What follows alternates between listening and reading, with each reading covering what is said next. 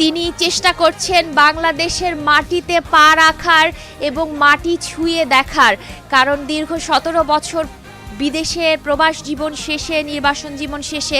একটিবারের জন্য বাংলাদেশের মাটিটা ছুঁয়ে দেখার তার যে আকুতি, সেটি আমরা দেখতে পাচ্ছি। তিনি আসলে তার জুতো খুলে খালি পায়ে বাংলাদেশের মাটিতে পা রাখছেন এবং বিমানবন্দর থেকে বেরিয়েই তিনি যে কাজটি করলেন সেটি হচ্ছে মাটিতে একটু পা ছোঁয়ানোর ব্যবস্থা করলেন।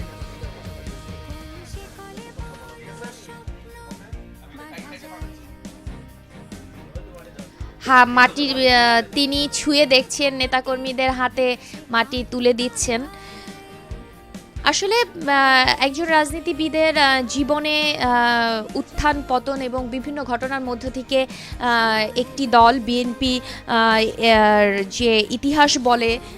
বিভিন্ন ঘটনার মধ্য দিয়ে বিএনপি এগিয়ে গেছে, সেই এগিয়ে যাওয়ার হয়তো একটি মুহূর্ত আজকে ২৫